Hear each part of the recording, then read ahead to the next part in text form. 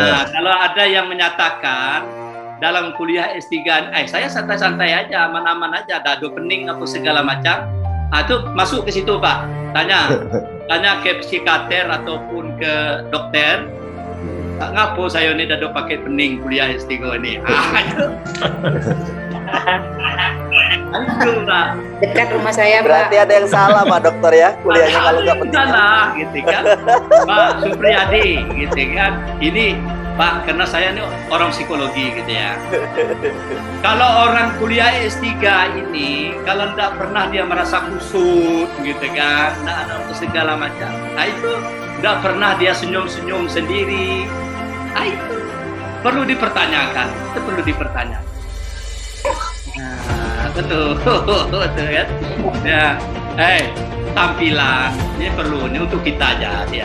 Tampilan orang S3 kalau di luar sana orang membaca gagah gitu ya, wah luar biasa. Tetapi tantangan pada diri kita, wah makin kusut, tenang kusut ya, tenang kusut. Tapi itulah dinamika. Kalau tidak ada dinamika yang kayak itu tidak ada yang saya sebutkan tadi, kita tidak bisa, ya berarti tidak ada peningkatan dari sebelum-sebelum. Zona nyaman Pak, ya, terlepas ya, kalau ada pemikiran Bapak Ibu, yang penting dokter aja lah, gitu ya, kagetlah persoalan isinya, ya, kalau ada itu, gitu ya. Tetapi saya kira karena dokter ini beban moral, beban akademiknya tadi. Oke, saya baru melihat 3 nih. Kalau dengan Pak Promutar mungkin sudah gitu ya. Saya melihat Pak Suyono, yang Ibu Sukraningsi, yang Pak Supriyadi, itu sudah teori ya. Teori yang saya paparkan tadi itu sudah mulai landing gitu ya. Sudah mulai berjalan dan kembangkan. Nah, yang lainnya coba Pak Wahyudi, yang kemarin konsep Pak Wahyudi itu sudah dikomunikasikan dengan Promutar, gitu kan? Apa tindak lanjutnya? Ya, baik Pak. Jadi kami mendapat materi dari Prof. Mukhtar itu harus mencari teori model baik kualitatif. Jadi saya cari teori model, ngobrol dengan Pak Ketua, Pak Supriyadi, malam-malam saya japri beliau. Kami buka buku-buku asing itu. Jadi kita ragu, mohon maaf ini Pak, ragu sebab misalnya ada bahwa kalau kualitatif itu tidak perlu mencari teori model. Nah, sementara ini harus pakai teori model dulu. Kami buka-buka buku-buku bahasa Inggris. Jadi saya baca misalnya buku bahasa Inggris, saya tanya dengan Pak Supriyadi, misal ketemulah teori tentang kepemimpinan harismatik, harismatic leadership. Nah, itu ada lagi ketemu buku-buku asing. Karena itu tadi Pak, kita mencari teori model itu.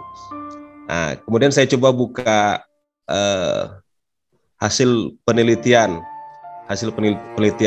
orang-orang terdahulu tentang kepemimpinan kiai dalam penanaman nilai-nilai moderasi beragama.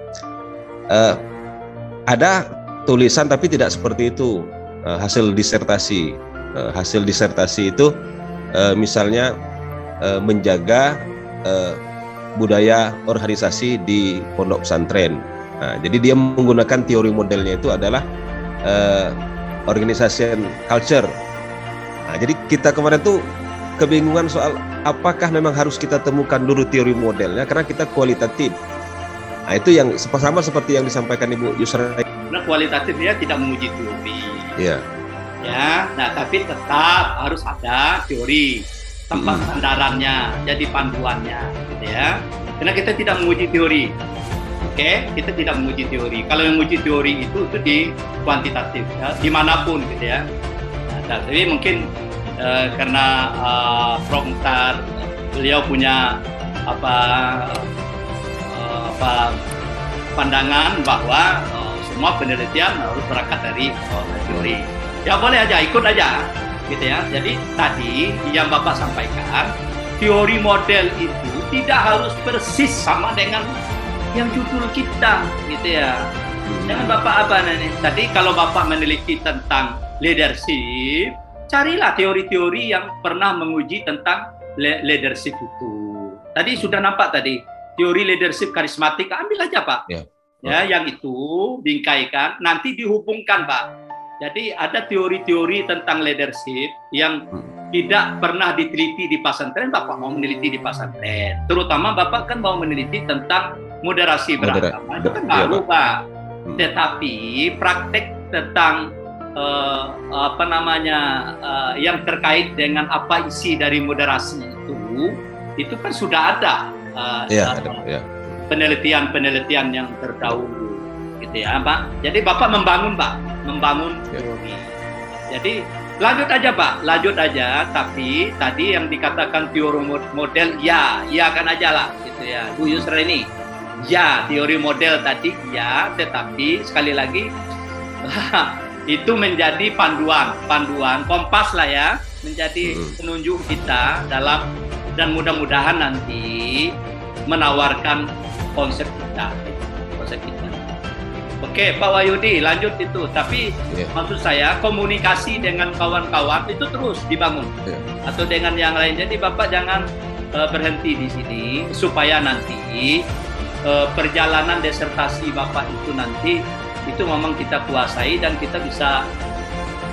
Mudah-mudahan Pak Wahyudi bisa menjadi pakar moderasi untuk di Jambi nanti. Karena itu kan baru nih, kayak UIN sekarang ini kita Kementerian Agama kan dengan menteri yang sekarang ya moderasi beragama. Ya Bapak berani mengangkat itu, dan mudah-mudahan nanti kan udah banyak tulisan-tulisan yang terkait itu banyak Pak. Nah, itu. Ada anu juga Pak. Saya kemarin mencari-cari itu ada disertasi doktor di Aceh, tapi dia riset pustaka Pak tentang moderasi beragama. Ambil itu Pak, udah. Itu pasti ada, udah bisa jadi teori dasar itu Pak. Iya Pak. Dari teori modelnya, Bapak itu studi relevannya udah kuat itu Pak. Itu studi relevan udah kuat itu, Bapak tidak berangkat dari menghayal itu. Iya. Kemudian ada juga Pak Dokter, ada juga Kementerian Agama baru-baru ini baru 2-3 minggu lalu meluncurkan buku pedoman pengajaran moderasi beragama. Ya, buku-buku Barat yang memang sudah menuangkan, kalau teori Barat leadership-nya pesantren yang mana ada, tapi kan leadership yang dikatakan leadership itu kan sama aja. Ya kan, tetapi Bapak Ibu mau meneliti ke organisasi lainnya, kan gitu. Iya Pak. Iya Pak. Oke, berarti yang sudah nampak ini udah Ibu Yusra ini, Pak Sujono, Pak Supriyadi, Ibu Yusra ini maju gitu ya. Bagaimana jaganya? Coba konstruksinya udah nampak nih. Saya senang kalau kayak ini langkah kita program doktor gitu ya. Itu udah nampak, kita tinggal diperlebarkan lagi nanti Bapak, karena di pasca kita menganut provinsi, minimal provinsi ya, cari perwakilan 3 daerah lah ya, seperti yang Pak Sujono tadi, carilah 3 SMK yang Bapak anggap bisa mewakili informasi itu tentang tema yang Bapak angkat ya, dan akses Bapak masuk bisa. Nah udah, cari apa alasan, nanti ada setting penelitian Pak. Apa alasan Bapak memilih pesantren atau SMK tersebut untuk penelitian itu harus jelas.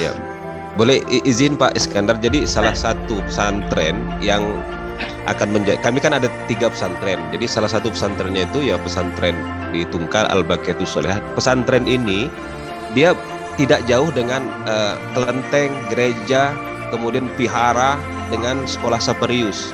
Artinya unik. Ya. Jadi memiliki keunikan gitu Pak. Itu Bapak itu masuk di dalam apa? Alasan memilih lokasi itu Pak. Itu juga gitu. Di latar belakang masuk kan itu. Oh iya. Jadi di tengah interaksi sosial gitu ya. Nah, itu kan salah satu fenomena. Masih tetap bisa rukun ya. Iya Pak, iya. Artinya nilai-nilai moderasi agama ditanamkan meskipun lingkungan itu bercampur rumah-rumah Ya. ibadah gitu. Itu empirik, Pak. Ya. Nah, itu ilmiah tuh, Pak. Ilmiah. Nggak ada lagi, kita nggak ada lagi kuliah ceramah apa itu metodologi apa latar belakang, nggak ada lagi itu, Pak. Kita Langsung sudah modelnya praktek ya, eksekusi aja. Langsung praktek ya Pak Dokter. Ya, langsung praktek. Jadi mana yang masih tuangkan aja, ngomong aja. Kepala sekolah ya kan, harus banyak HP. Ini ya Pak Dokter, judulnya Belum kelihatan Pak Doni. ya, Belum. Lagi loading kali ya.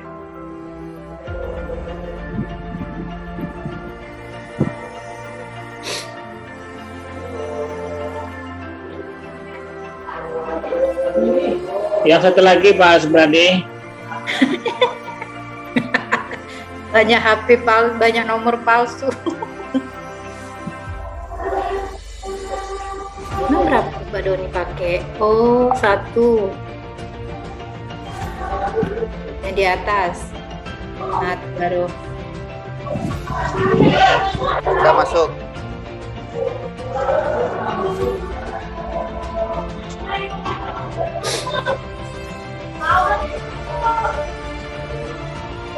Ini ada grand jari. Keren. Ini Pak Dokter.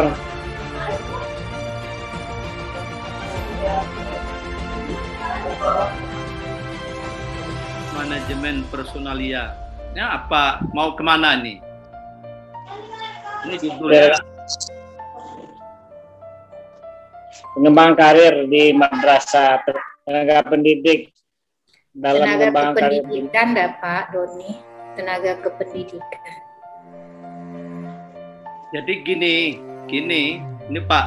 Tadi kan teori modelnya kan sudah ada itu. Coba kalau ini, oke, ke pengembangan karir, gitu ya. Nah, ini kan kita balikkan, ya. Ini pasti masalahnya ketemu, gitu ya. Kenapa ndak ini judulnya aja, gitu ya? Memang pokoknya itu manajemen pengembangan karir. Nah, kalau saya melihat ini kan manajemen pengembangan karir. Ya, manajemen pengembangan karir. Ini karirnya karir siapa nih? Pendidik. Tenaga pendidiknya siapa? Harus fokus sananya. Jangan ambigu. Harus misalnya kalau di sekolah itu, di madrasah itu karir-karir siapa yang jelas gitu ya. Kalau saya melihat mungkin yang paling anunya itu kepala sekolah. Kepala sekolah.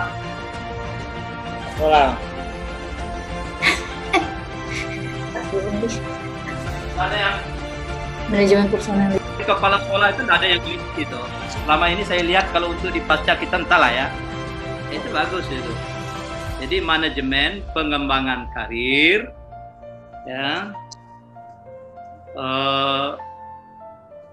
Apa? Pengembangan karir ya. Ya, jadi tunggu dalanya, gitu ya. Coba teori model yang Bapak temukan apa? Yang ada kaitannya itu, manajemen ke pengembangan karir itu apa?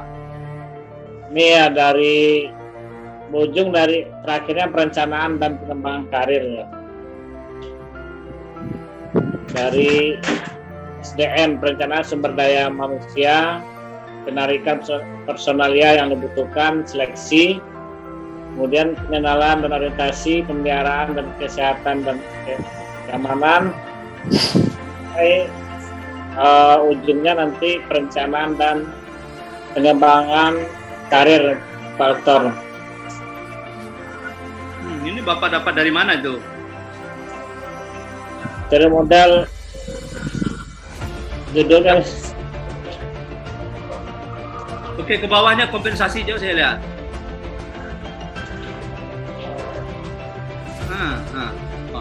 Bapak ini neliti kualitatif, kuantitatif.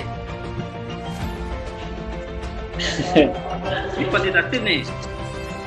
Pengembangan karir, disiplin kerja. Nah, terus, oke, gini aja. Jadi kalau Bapak udah dapat ini, udah lah, ini bisa diteliti salah satunya. Misalnya, Ya. Pengembangan karir itu, coba saya tanya semuanya, tolong beri masukan. Pengembangan karir itu dekat kemana? Jadi nanti Bapak judulnya, kan kemarin kan Bapak udah dengar dan lihat di YouTube Pak Mutar, gitu ya. Jadi kalau judulnya, apakah itu judulnya kuantitatif atau kualitatif? Kalau yang kuantitatif itu bisa dikualitatifkan jadi tema ya. Ya. Nah, jadi tinggal kita ngalihkan lagi. Oke, dari teori model tadi kan nampak tadi. Oke, pengembangan karir ada teorinya. Oke. Nah, jadi Bapak angkat aja manajemen pengembangan karir dalam meningkatkan apa? Apakah kinerja atau apa yang bermasalah yang Bapak lihat di madrasah? Ya, Pak. Nah, paling tidak kan pengembangan karir Bapak udah dapat teori apanya? Teori modelnya. Pakai siapa? Setelah itu baru kembangkan lagi. Kalau Bapak ada dapat buku supervisi pendidikan orientasi baru yang saya tulis dengan Prof. Mutar, itu bisa untuk jadi penguatannya. Ya. Cuma pengembangan karir ke siapa? Apa ke gurunya, gitu ya? Ya, atau ke kepala sekolahnya? Kepala sekolah, Pak. Maksudnya guru atau kepala sekolah, Pak Dokter? Nah, silakan. Mana yang lebih apa? Yang jelas ini kan di Provinsi Jambi kan banyak. Kalau kepala sekolah kan banyak nanti ya. Bapak cari kepala sekolah lagi 10 sekolah yang anaknya. Kalau perlu 10-11 kabupaten kota kalau kuat.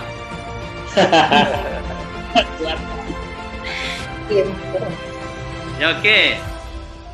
Pak Doni, boleh lanjut Pak. Bapak sudah berikhtiar, ini bagus ini, senang saya.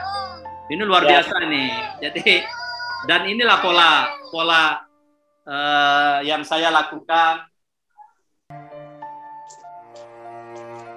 Gitu ya. Jadi, yang seperti yang Pak Doni tampilkan tadi kan. Nah, itu bukan berangkat dari kosong, itu pepesan kosong, terus saja Pak. Nah, nanti dapat bacaan masuk lagi, gitu kan. Senang, bagus. Mulai. Jadi notasi ilmiahnya diperhatikan, gitu ya. Nanti Pak cara menyadurnya, gitu ya. Parafrasenya, Ibu Yusra ini, Pak ahli lah tuh, gitu ya. Supriyadi Pak yang ahli parafrase. Cara menyadurnya Pak Supriyadi, gitu ya. Kita tetap tulisan orang, gitu Pak. Nggak ada, gitu ya. Orang mengakui bahwa itu tulisan dia, nggak, gitu, bohong lah itu. Itu tetap tulisan orang, tapi kita sadur, ya, kita olah dengan kalimat kata-kata kita, nanti kita tempelkan dari mana ngambilnya. Nah, jadi Pak, yang kita ambil itu ketika dilihat di buku yang aslinya, apa enggak, bukan seperti itu. Kita ngambil ide dasarnya, gitu. Ide dasarnya dari buku orang, tapi kita kembangkan, interpretasi. Jangan pula jauh nian Pak. Ya, dia ngomong pergi ke pasar Ansoduo, Bapak buat pergi ke pasar Aurduri, ya itu kacau. Itu ya. Nah, itu boleh. Oke, udah nampak 4 ya. Tenang, Pak Doni, Pak Supriyadi, Bu Yusra ini, dan Pak ya, supaya gini, maksud saya, ini udah pertemuan keberapa nih Pak Supriyadi? Ke-6. Nah, ke-6. Kita kan pokoknya komitmen kita dengan Pak Prof. Mutar, pertemuan ke-9 sudah ada yang presentasi. Presentasinya udah dibuat ke dalam YouTube nantinya, gitu ya. Jadi ke dalam YouTube masing-masing, gitu ya. Ya jangan, masalahnya kan Bapak Ibu berhadapan dengan saya, dengan Pak Prof. Mutar, gitu ya. Nah, kami sekarang ini sudah mulai, dunia kami itu udah mulai bergeser Pak, ya. Jadi tidak mempertahankan lagi dengan tatap muka. Ya, kami sudah punya bank data, gitu ya. Jadi paling kami memperkuat dan mengoreksi apa yang sudah kami sampaikan.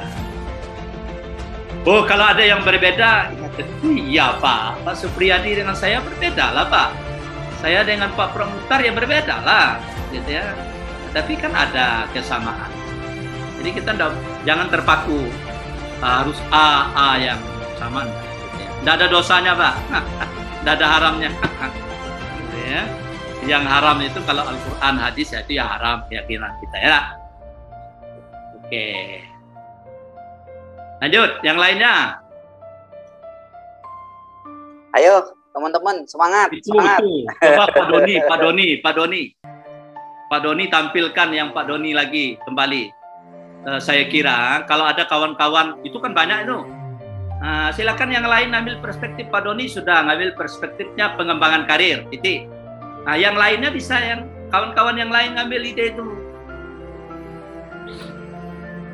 Kan tidak semuanya, yang seperti yang Ibu Yusraini juga tadi. Ya, Ibu Yusraini tadi kan banyak menampilkan teori-teori dasar tadi. Ibu Yusraini kan tidak meneliti itu semua. Nah, ambil yang lainnya. Tentang apa? Tentang tadi kan ada tadi stress work ya. Stres dalam pekerjaan. Kayak mana? Manajemen stres. Ada yang berani enggak? Aduh, ya Allah.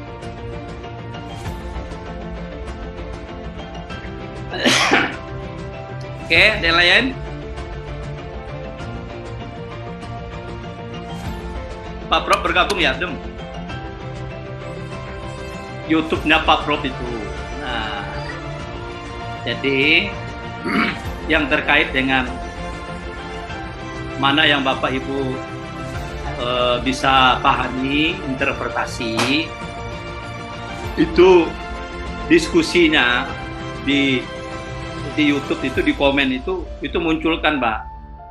Jadi jangan hanya saja komen, wah bagus, sangat menginspirasi. Jadi terhadap YouTube yang relevan, yang sedang terkait dengan kita, Bapak argumenkan, gitu ya, bahwa langkah-langkah ini, wah itu merupakan dasar untuk ini. Ya, ini didapatkan dari video itu. Kenapa? Karena YouTube Pak Prof itu dan YouTube saya kan tidak ditonton oleh 1-2 orang dengan orang yang sama. Jadi paling tidak ada komunikasi, respect, interaksi ya dengan yang sudah terbangun, Pak, gitu ya. Komunikasi Bapak Ibu dengan saya, dengan komunikasi dengan yang Bapak Ibu kenal yang tidak pernah berinteraksi itu kan beda, Pak. Nah, itu ya sudah harus kita tunjukkan di dalam platform media sosial itu, bahwa terjadi interaksi, bahwa terjadi pengambilan keputusan dari sebuah informasi. Itu yang harus kita bangun, Pak, mindset itu. Coba Bapak lihat, Pak. Ya, saya kira ya boleh berbeda lah. Saya membangun itu. Coba Bapak lihat di YouTube saya yang sekarang ini, gitu ya. Itu mahasiswa S1 saya yang saya bina itu saya coba mereka untuk merespon, gitu, merespon satu isu, gitu kan. Mereka diskusikan dengan pandangan mereka terhadap apa informasi itu. Nah, itu yang saya sebut dengan kaitan dengan YouTube saya yang terakhir, Pak Supriyadi. Karena kita sudah harus mencoba untuk, kan di dalam YouTube terakhir saya itu berdasarkan riset, Pak. Saya tampilkan riset ini, riset yang dilakukan penggiat media sosial yang via sosial, yang berkolaborasi dengan Hootsuite ya, itu menyatakan bahwa Indonesia itu 2021 media sosial yang paling terbesar yang ditonton itu YouTube, Pak. 93% dari 100 sekian juta, gitu ya, 160 juta warga Indonesia itu YouTube, Pak. Jadi jangan main-main, Pak. Ini riset, Pak. Nah, jadi kalau kita tidak memanfaatkan keahlian kita, ya, kalau kita tidak mau mengkomunikasikan ide pemikiran Pak Supriyadi ke dalam YouTube, nah, maka ya selama inilah nanti mahasiswa Pak Supriyadi itu, ya, itu tidak pernah, gitu, dia tidak pernah, ya, komunikasi dengan Pak Supriyadi selesai aja di dalam kelas, Pak. Di luar kelas dia komunikasi dengan orang yang tidak dia tahu apa yang sebenarnya, apakah Yahudi, Nasrani, Majusi, gitu ya. Nah, kita harus hadir, Pak. Saya harus hadir. Makanya itu saya sekali lagi tidak pure, Pak, tidak pure bahwa wah jadi YouTuber, enggaklah, gitu ya. Kita ada misi lain lagi, gitu ya. Ada misi lain lagi. Makanya itu saya mengambil sikap, gitu ya, bahwa apa yang saya tuangkan di dalam YouTube itu edukasi semua, Pak Supriyadi, Ibu Yusra ini, gitu ya. Saya ambil itu, gitu. Nah, tetapi kita membangun komunikasi tadi, untuk meyakinkan publik itu. Oke, yang lainnya silakan. Terima kasih Pak Dokter. Ini kalau belajar sama Pak Dokter nih langsung datang semangatnya, guys. Saya sudah coba merancang judul, Pak Dokter, tapi memang belum ketemu teori modelnya. Boleh saya ini, Pak Supriyadi? Apa namanya, teori digital upskill. Ini sudah muncul di program dokter ini. Senang saya, gitu kan. Ibu Yusra ini tadi, ini siapa, Pak? Siapa? Udah Junaidi, Pak Dokter. Udah pintar semua, udah ahli semua menampilkan anehnya, gitu kan. Pak Dokter merancang-rancang judul ini tentang pengaruh kecerdasan emosi, keunggulan bersaing, pengetahuan manajemen terhadap efektivitas kerja kepala merantau negeri di Provinsi Riau, Pak Dokter. Karena ada beberapa buku yang ini saya coba cari di buku itu ada yang berbicara tentang ini, begitu. Tapi memang belum ketemu teori modelnya, begitu. Tapi kalau untuk teori tentang kecerdasan emosi, keunggulan bersaing, kemudian juga pengetahuan manajemen, ada begitu di beberapa buku, gitu. Jadi mohon masukan dari Pak Dokter, gitu. Oke, sekarang ini, berarti Bapak ini mau kuantitatif ya, kuantitatif ya. Nah, kuantitatif ini kan menguji teori. Nah, ini silakanlah, kecerdasan emosi ini kan ada teori Goleman ini, pakai aja teori Goleman. Nah, nanti studi relevannya ambil saja disertasi saya. Ya, siap Pak Dokter. Nah, ini Pak, disertasi saya. Nah, ini disertasi saya nih, pengaruh kecerdasan emosi dan kepuasan kerja ke atas komitmen pekerjaan dan komitmen organisasi di kalangan pensaraf perguruan tinggi daerah Jambi Indonesia. Ada Pak, disertasi Pak. 4 variabel. 2 variabel bebas, 2 variabel terikat. Nah, jadi maksud saya senang, gitu ya. Jadi saya udah melalui itu, gitu ya. Kalau yang tesis saya meneliti tentang strategi pengembangan karyawan IAIN STS Jambi dulu, Ibu Yusra ini. Nah, itu tesis saya di UNP, gitu ya. Saya pakai analisis SWOT. Nah, strength, weakness, apa kekuatannya, apa kelemahannya. Jadi saya lakukan itu. Kalau skripsi saya itu strategi pembelajaran bahasa Arab. Itu strategi pembelajaran bahasa Arab di MTS Semerah, kalau tidak salah. Jadi silakan ini Pak, tetapi sekali lagi dilihat dulu masalahnya, ya.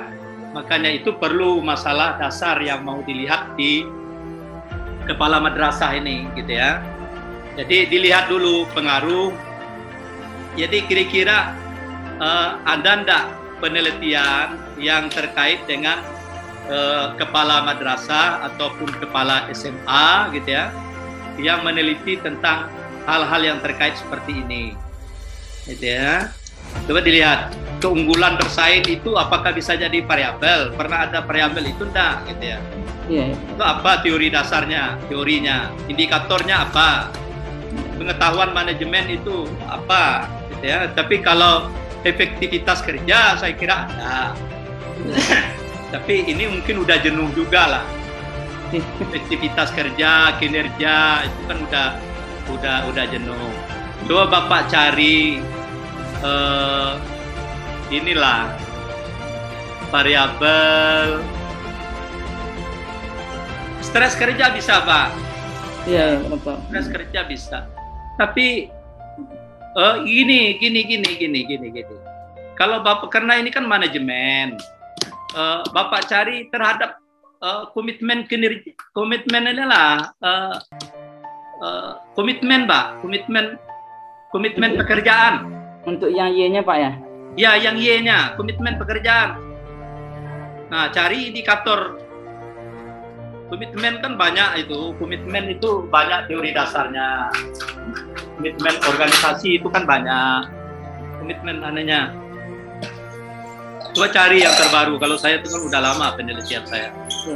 Jadi minimal disertasi saya nanti kan bisa Bapak apa. Nah, cari teori dasarnya itu. Nah, sekarang ini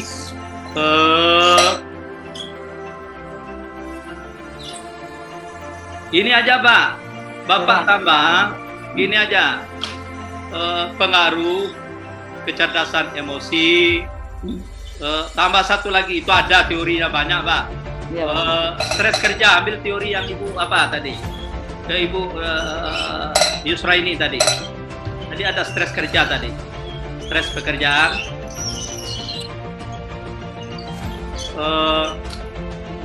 Tambah satu lagi, Pak. Tadi ada juga dengan siapa tadi, Pak Doni apa siapa tadi, terkait dengan ini kompensasi, Pak, kompensasi. Jadi sertifikasi nanti, Pak, Bapak sertifikasi. Jadi kompensasi itu mempengaruhi orang berkomitmen jadi kepala sekolah atau tidak. Nah, udah. Jadi pengaruh kecerdasan emosi, stres kerja, kompensasi terhadap komitmen kerja. Wah, mantap itu. Nah, Bapak carilah itu, Pak. Insyaallah, Barakar. Nah, jadi itu. Riau. Nah, kalau ini memang karena kuantitatif. Saya tanya dulu. Madrasah di Riau itu berapa?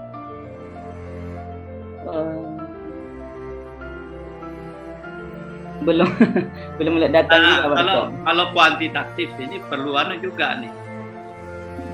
Kalau kuantitatif itu minimal populasinya itu yang bisa itu minimal 30. Jadi karena ini kan manajemen ini, gimana anehnya nih?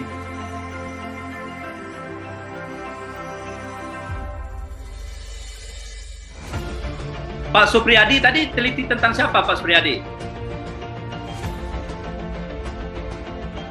Saya meneliti tentang ini Pak Dokter, apa namanya itu, komitmen kerja, Pak Dokter. Ya, komitmen kerja. Siapa? Populasi sampel siapa? Untuk Y-nya itu untuk ini, Pak Dokter, apa namanya? Pengaruh komitmen kerja, kemudian rasa saling percaya dan kerjasama terhadap perilaku pemimpin di sekolah. Pemimpin itu kan perilaku leader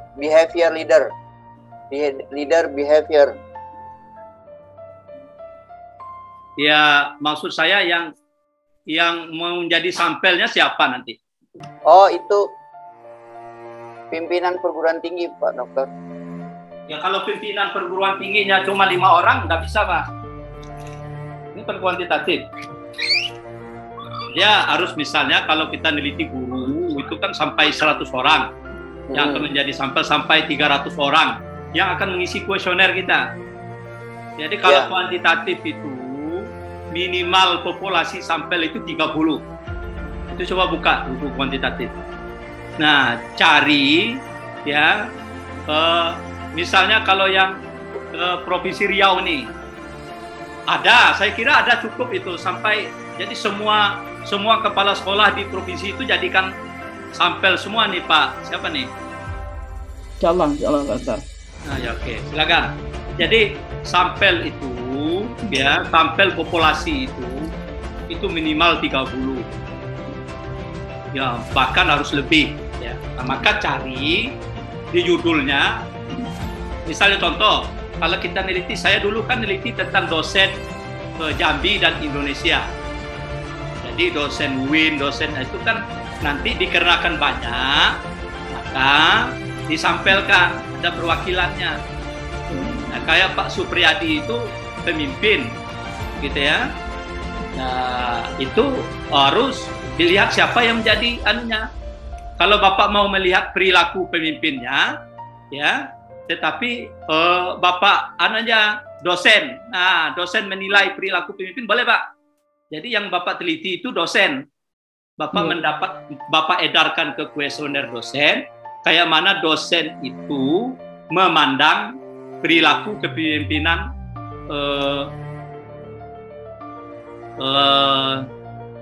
ketuanya atau rektornya. Rektornya. Boleh, enggak apa-apa. Oh, siap. Tinggal sampelnya nanti 3 perguruan tinggi ya Pak Dokter ya? Ya boleh, sampel 3 perguruan tinggi, nanti di klaster lagi dosennya. Misalnya Bapak ambil dosen nanti klasternya misalnya 50. Jadi total semua sampelnya itu 150. 150 itulah yang isi kuesioner Bapak. Itulah yang Bapak analisis nanti. Dari total populasi misalnya 500. Siap. Dilihat dalam buku ya, saya kebetulan tidak ada hard copy-nya buku metode penelitian kuantitatif kualitatif saya. Itu ada cara menentukan populasi dan sampel. Siap. Seperti contoh saya nih. Ini yang kuantitatif ya. Saya dulu di mana sampel. Ini yang sampel. Sampel kajian. Nah, ini populasi. Nah, mulai pertama kan populasi. Populasi itu total semua. Populasi yang saya teliti 2006 itu 941 dosen dari 3 perguruan tinggi. Oke. Nah, setelah itu saya memakai kan 900 nih dari 3 perguruan tinggi. Setelah itu saya sampelkan. Saya menggunakan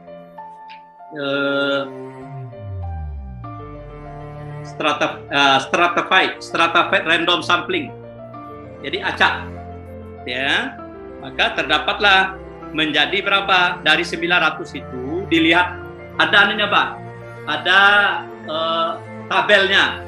Kalau 900 itu ya, kalau dibawa untuk jadi sampel itu berapa. Kalau yang saya ini jadi sampelnya menjadi, nah ini Sugiono nih ya. Dalam Sugiono ini Bapak yang kuantitatif nih. Dalam Sugiono 2005 itu menyatakan bahwa sampel itu ukuran sampel harus melebihi 30 dan kurang dari 500. Itu sampel. Ya, makanya itu penelitian saya dari populasi 900 menjadi 265. Maka 265 inilah yang mengisi kuesioner yang kita edarkan. Oke ya, itu yang kuantitatif. Nanti ngaji lagi dengan saya nanti. Ya. Nanti mudah-mudahan ada waktu nanti. Ya, saya kebetulan ini, gitu ya. Nanti ada waktu bagi yang punya waktu. Saya lagi finishing ini. Saya nih, ini riset juga Bapak. Saya ngambil keputusan ini, Ibu Yusra ini. Ini di Mendalo, ini depan Unja ini, tempat saya tinggal ini. Saya udah pusing juga lihat malam-malam setelah maghrib ini. Kafe-kafe mahasiswa ini, mangkal-mangkal tak karuan aja. ya. Nah, makanya itu rumah saya ini kan ada tingkat 2 nih. Nah, mulai entrepreneurship saya main ini. Jalan, saya mau buka kafe edukasi. Kafe edukasi.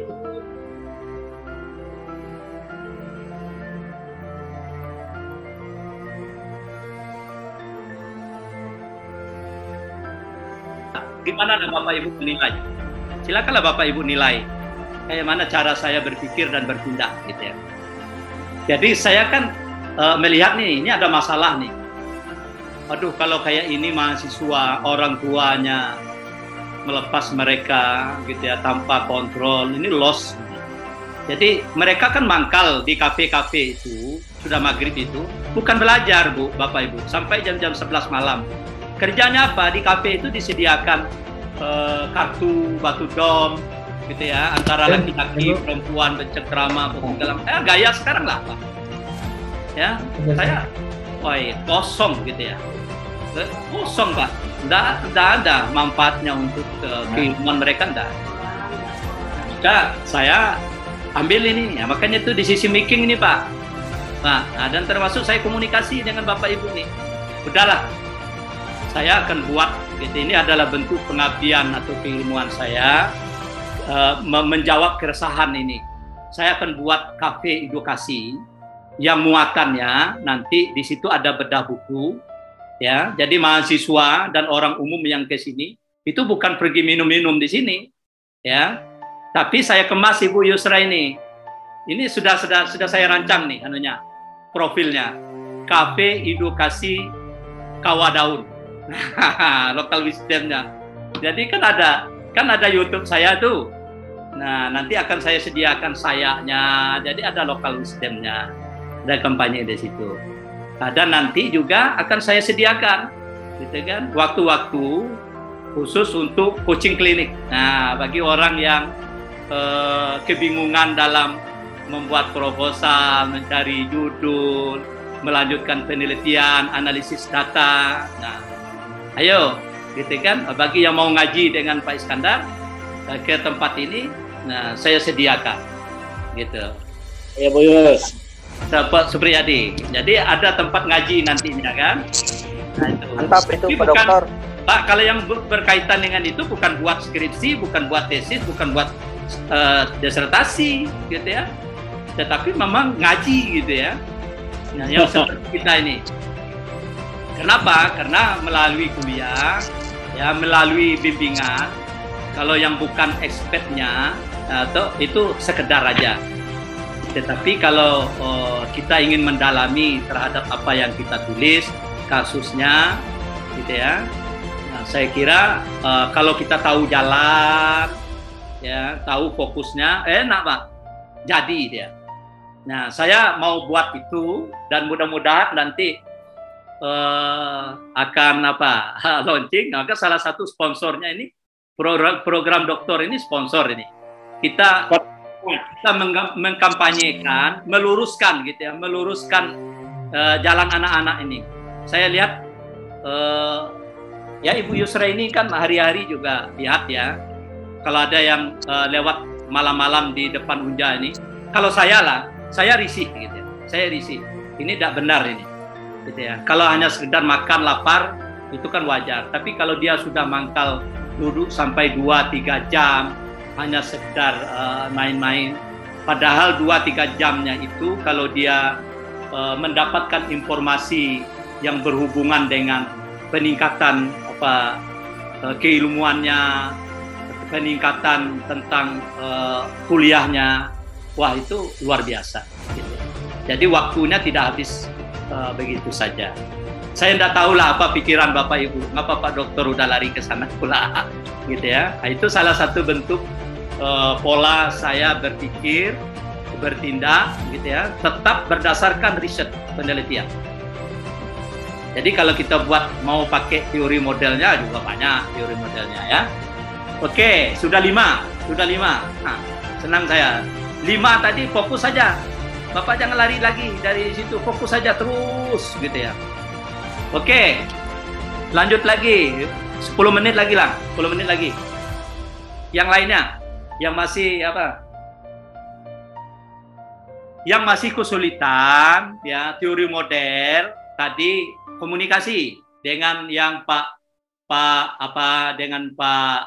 Supriyadi dengan Ibu Suprani tadi teori-teori yang tidak dipakai tadi, tapi kalau ada kaitannya dengan kita ya berbagi ya, namanya kolaborasi ya, partnership, berbagi menebar manfaat gitu ya. Ya, kita membantu kesusahan kawan yang tidak tentu siang malam berpikir gitu kan. Nah, ternyata ada barang itu di kita ya udah kita juga tidak pakai. Nah, saya lihat tadi sudah ada di Ibu Yusrain ke Pak tadi ada komitmen kerja tadi bisa dipakai tadi Pak, bantu aja. Oke, stres kerja tadi ambil ke Ibu Yusrai. Oke, yang lainnya jangan orang berpikir bahwa dokter di UIN itu hanya kualitatif aja. Jadi kita nih berwarna gitu ya, berwarna. Nanti Pak Supriyadi ada yang satu lagi kecerdasan emosi. Minta saja saya pembimbingnya, gitu ya. Minta saja saya pembimbingnya. Ya, kalau saya udah jadi pembimbing, Bapak saya arahkan bukan kuantitatif ya. Kalau untuk tugas sekarang saya akan lakukan kuantitatif. Ya, pokoknya saya bimbing sampai jadi disertasinya itu mixing method titik. Itu nanti sambil jalan nanti. Jalan gitu. Pokoknya yang kuantitatif nanti silakan minta saya gitu ya, boleh ya. Kalau yang kualitatif banyak ahli-ahlinya. Kenapa? Karena dalam beberapa waktu ini buku statistik pendidikan saya keluar Pak.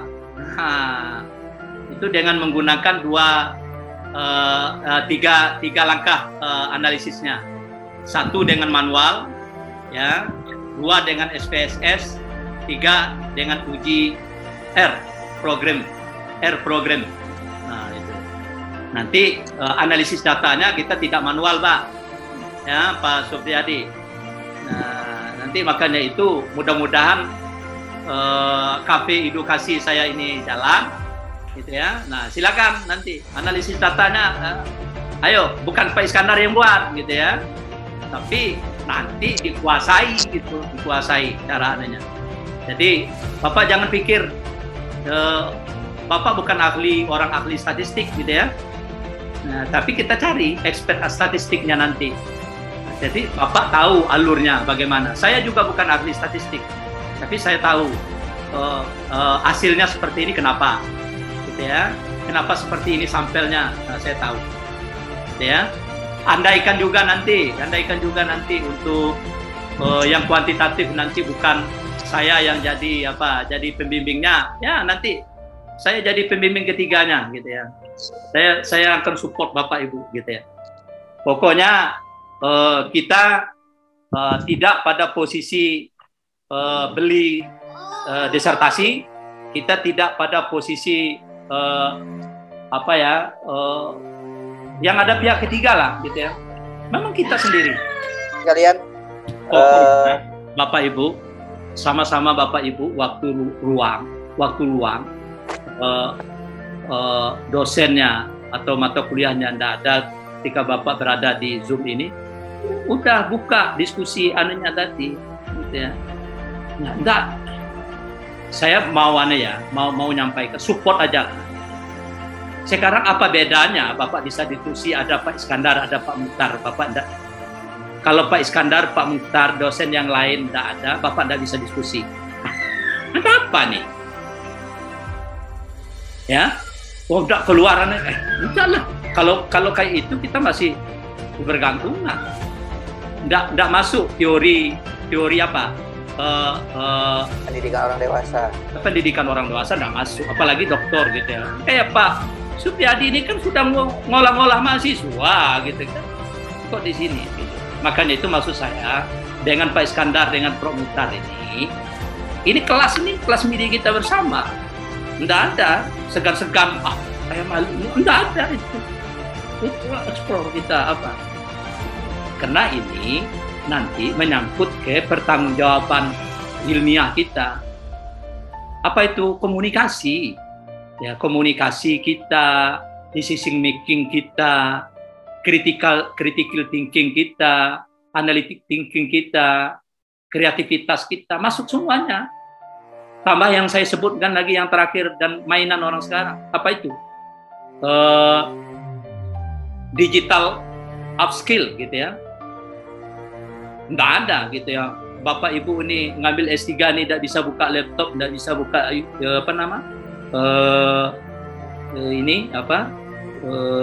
Zoom, tidak bisa share materi lewat Zoom, tidak bisa. Wah, itu Pak, namanya skill. Ya, skill yang seperti ini Pak. Ini tidak ada di awal kita, tidak ada Pak. Ini tumbuh di bakat ataupun talent. Ya, bisa kita belajar Pak. Bisa kita. Saya sampaikan dengan Bapak. Saya juga tidak bisa. Ternyata kalau mau kita belajar, kalau mau kita diskusikan, ternyata bisa. Dari tidak bisa kita gunakan Zoom, bisa gunakan Zoom.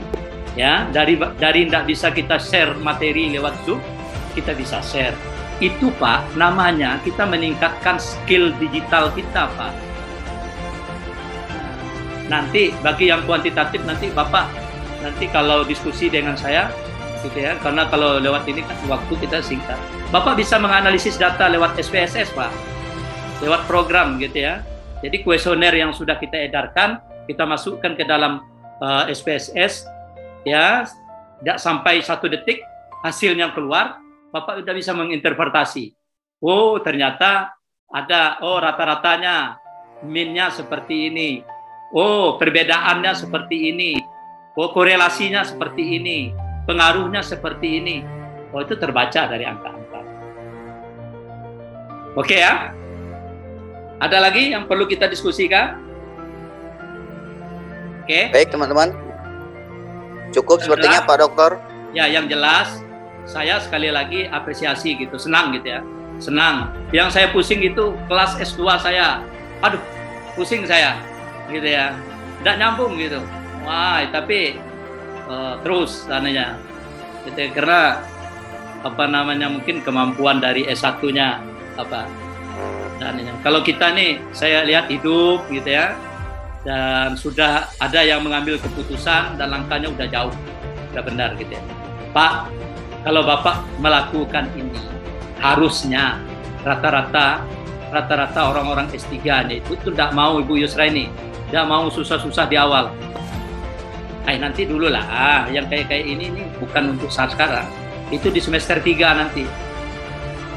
Nah, kalau semester 3 nanti Bapak baru mulai, ini gini aja lah, Bapak Ibu bisa membandingkan dengan kelas yang satunya, yang tidak kuliah yang sama kami dengan Permutar. Nah, Bapak silakan nanti Bapak bandingkan gitu ya. Bapak compare kan gitu ya, apa kalau hanya sekedar knowledge-nya aja, informasinya aja, tidak ada action-nya. Why? Nah, semua orang bisa ngomong tentang desain proposal, cari judulnya. Setelah judul ada, nanti kamu buat latar belakangnya. Setelah latar belakang nanti buat rumusan masalahnya. Setelah rumusan masalah buat tujuan manfaat penelitiannya. Setelah itu Anda buat kajian teorinya. Setelah itu Anda buat studi relevannya. Setelah itu buat metode penelitiannya, apakah kualitatif atau kuantitatif. Subjek populasinya siapa? Teknik pengumpulan datanya siapa? Analisis datanya apa? Ya, validasinya apa? Apalagi referensinya apa, jadwal penelitiannya apa, selesai Pak. Tapi gimana actionnya Pak, ngawalnya itu gimana? Mau nyari judul aja enak Pak ngomongnya gitu kan. Coba kayak mana cara mengawalnya, itu tidak mudah. Jadi itu harus dibolak-balik Nah, saya melihat kita ini sudah pertemuan keberapa nih? Sudah pertemuan kelima ya? Ya. Nah, progresnya luar biasa, luar biasa. Jadi silakan gitu, semangat lagi. Saya mengharapkan dalam 1 minggu ini itu sudah landing semua gitu ya, sudah semua judul maupun teori modelnya ya. Kalau untuk latar belakangnya dimulai ya, paling tidak nanti ya proposal mini kita di masing-masing kita itu dengan pengalaman di lapangan itu ada titik perbedaannya nanti ya. Tapi paling tidak kita maksimalkan dulu. Jadi kalau untuk Pak Supriyadi itu memang penelitian terdahulu yang terkait dengan variabel-variabel kita itu ditarik Pak, diambil ya. Itu bisa muncul di latar belakang, bisa muncul di bab 2 di studi relevannya atau di kajian teorinya, penelitian terdahulu. Itu kuantitatif itu. Tapi kalau kualitatif ya jalan aja Ibu Yusra ini ya. Kalau ditanya ada teori model ya itu tadi yang terkait dengan bahas tema judul tadi ya. Tema dari judul-judul itu ada referensi ya. Ya kita sekarang ini kan kalau secara ilmiah ya suka ndak suka lah masih tetap berkiblat ke teori-teori barat itu, buku-buku barat apalagi manajemen gitu ya. Ya ndak apa-apa lah gitu ya. Itu nanti mudah-mudahan nanti ada sambil dalam perjalanan penelitian kita itu ada temuan baru kita, apalagi disertasi dan memunculkan teori. Apa namanya di ujung dari disertasi itu apa? Novelty. Nah, ada novelty-nya. Jadi mudah-mudahan dengan kita meneliti gitu ya, itu teori yang dikeluarkan oleh orang barat itu ternyata masih dangkal Ibu Yusra ini. Nah, kita bisa menambah. Misal contoh, saya sekarang meneliti tentang teori TIPEC, ya, TIPEC teknologi pedagogik content knowledge, ya, itu teori diuji, gitu ya. Untuk saat sekarang ini ternyata pembelajaran dengan menggunakan teknologi itu, ya pemahamannya, gitu ya, itu mutlak ada, gitu ya, mutlak ada. Tetapi, gitu ya, tidak cukup dengan itu. Kalau teknologi itu dilepaskan saja, digunakan saja, itu juga tidak punya makna. Maka saya menambah Pak Supriyadi, dengan penelitian yang saya lakukan, terjadilah mengintegrasikan antara TIPEC dengan kecerdasan emosi. Nah, jadi teknologi, pedagogi, pengetahuan tentang teknologi itu dikombinasikan dengan EQ, emotional quotient. Nah, itu jadi teori saya, Pak. Nah, persoalannya nanti ke depan orang mau pakai atau enggak, itu lain lagi cerita, Pak. Tetapi kita sudah mencoba untuk berfatwa. Ya. Sama dengan satu lagi, Pak Supriyadi. Ya, terserahlah orang mau ngomong apa, gitu ya, masih dangkal, Pak. Kecerdasan rupiologi, RQ. Nah, makanya itu kan saya berani aja munculkan di YouTube saya yang terakhir yang kemarin itu. Ya, bagi yang yang tidak keberatan nontonnya ya. Jadi 4 keterampilan ya, 4 keterampilan plus RQ. Nah, itu teori saya, Pak. Saya tidak juga terpaku dengan konsep-konsep orang terus. Ya, orang ngarang-ngarang juga Pak Supriyadi, Ibu Yusra ini. Nah, yang mana tahu gitu kan, oh ternyata ada orang Jambi, Pak Supriyadi, ada orang Jambi, dosen UIN, gitu kan, orang kampung, gitu ya, bisa memberi inspirasi, menginspirasi. Ya, saya kan mencoba mengeluarkan teori rupiologi quotient. Kalau Bapak buka Google, Pak Supriyadi, Bapak Ibu yang lainnya, buka Google.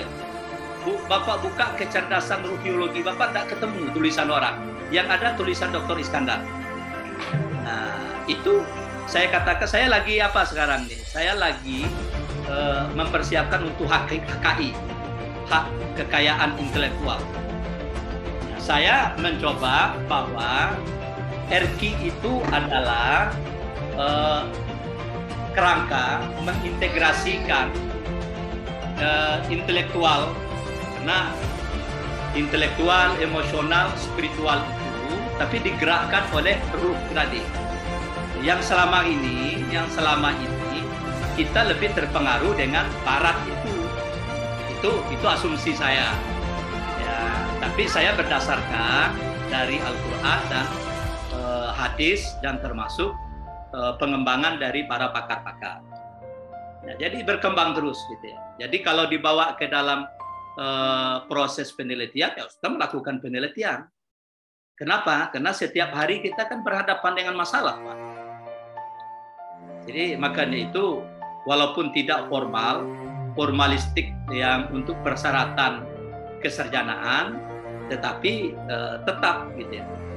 Ayo Pak Mahfud ngomong. Ibu Yusra ini maju terus, gitu ya. Ya, Pak Supriyadi, Pak Sujono, yang lainnya coba. Yang lainnya siapa yang sudah supaya gini maksud saya, kalau sudah ada arah awalnya, Bapak Ibu fokus ke situ aja, jangan buyar gitu ya. Jangan mikir yang lain, kalau itu nggak jadi-jadi. Gitu ya. Jadi coba bayangkan gini, satu hari saja Bapak Ibu mendapatkan review literatur, ya kan? Satu hari saja, tapi ya anggaplah satu hari saja. Ya. Kalau selama perkuliahan kita ini 16 kali, ya selesai dalam 16 kali 16 minggu, gitu ya. Anggaplah 2 minggu, seminggu 3 kali 16 selesai 50. Ya, kalau 50 itu sudah kuat proposal itu. Nah, nanti ke depan nambah lagi terus sampai jadi ratusan. Kalau disertasi itu bisa ratusan. Nah, jadi jangan lihat ratusannya Bapak Ibu gitu ya. Nah, mulailah dari satu. Gitu ya, mulailah dari satu. Itu spiritnya. Dan itu saya melihat itu yang menjadi modal untuk kapasitas kita gitu ya. Kapasitas kita. Makanya saya ulas lagi gitu, gitu ya. Saya memunculkan ke permukaan yang YouTube karena saya ini kan orang psikologi pendidikan.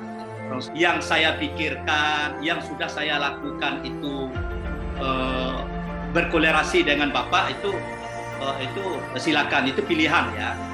Tapi dalam benak pikiran saya dan saya merasakan dan saya melakukan gitu ya untuk saat sekarang ini saya ulas Pak, gitu ya. Silakan nanti kalau Pak Supriyadi dia udah nonton ya, dia udah lihat, itulah pola. Kalau pola pikir saya itu, saya melihat sekarang ini ya, sekarang ini orang-orang yang bisa membaca kira-kira apa yang bisa saya lakukan di bidang saya, dia akan bisa berkompetisi. Penyakit zaman sekarang ini gitu ya.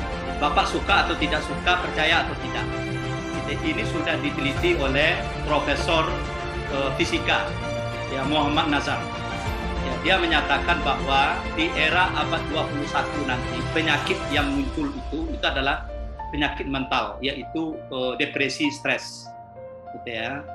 Kenapa? Karena ya puncak manusia itu menggunakan akal pikirannya itu sudah memuncak Pak. Ya, jadi apalagi dengan disrupsi teknologi saat sekarang ini. Ya, jadi dia akan menyampaikan bahwa era sekarang ini orang mencari agama Pak, orang mencari agama. Jadi dan itu terbukti Pak dengan COVID sekarang ini terbukti.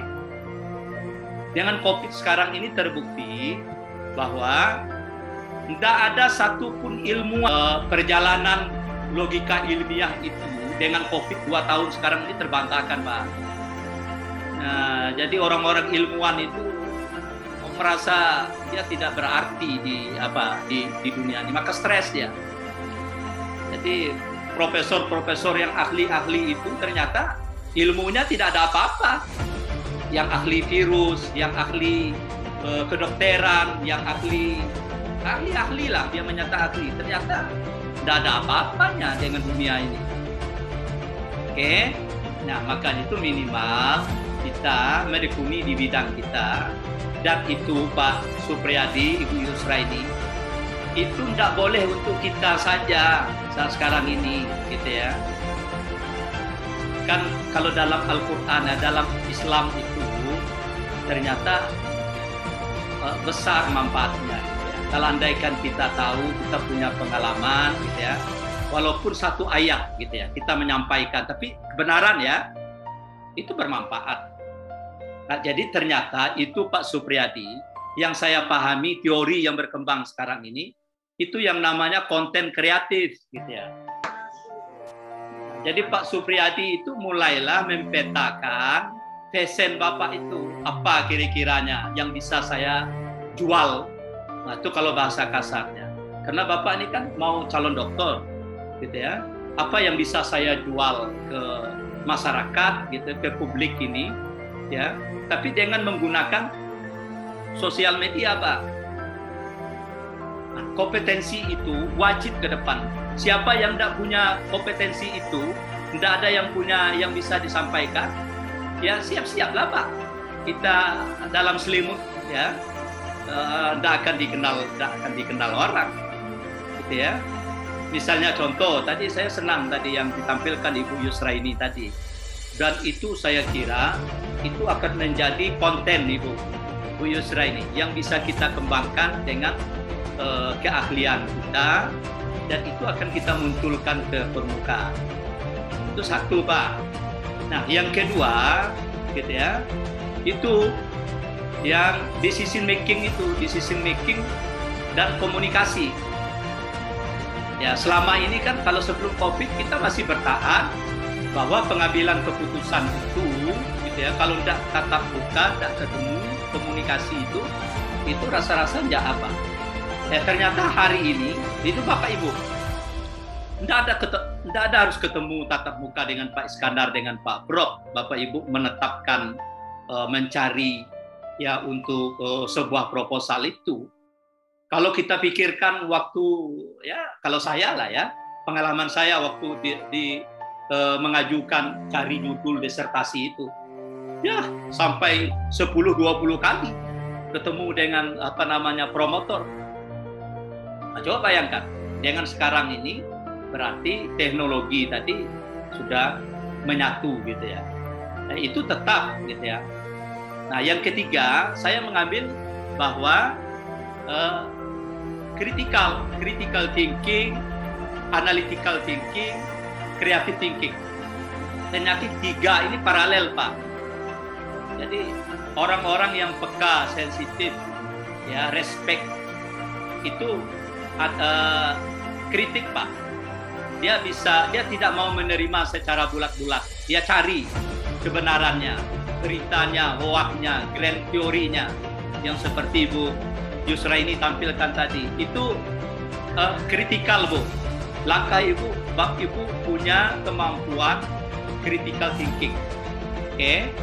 Setelah mendapatkan informasi yang tadi, mencoba memilahkan, menganalisis sampai kepada mengambil keputusan analitik, ya, baru masuk ke kreatif. Kreatif itu, Bu, itu kita mengambil keputusan dan eksekusi.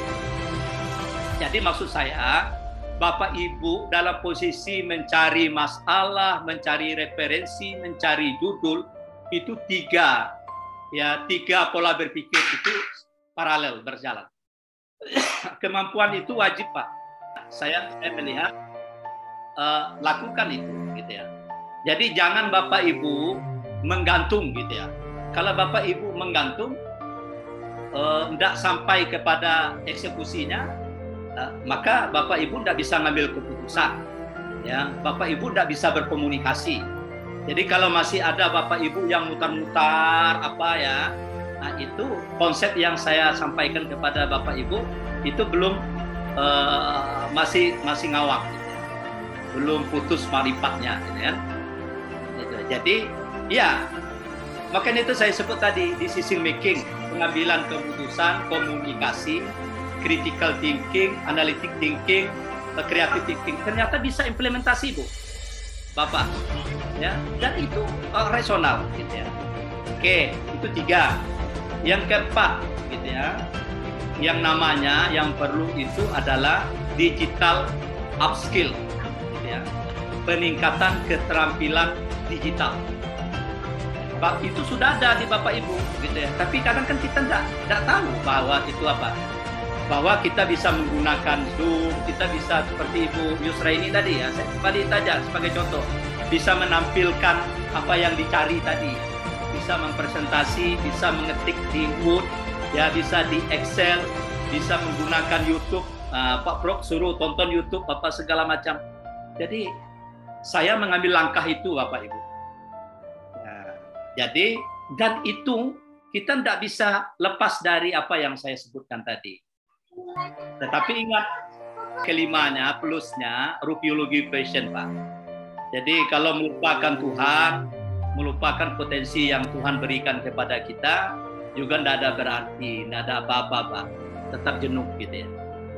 Nah, dan itu maksud saya, bisa Bapak Ibu eksekusikan ke dalam perjalanan untuk desain proposal ini. Nah, dan sebagian sudah dijalankan. Misal contoh, gitu ya. Nah, yakin saya, Bapak Ibu sudah ahli semua untuk mengkomunikasikan, untuk mempresentasikan. Tidak ada, gitu ya. Tidak ada proposal yang Bapak Ibu buat itu untuk Bapak sendiri.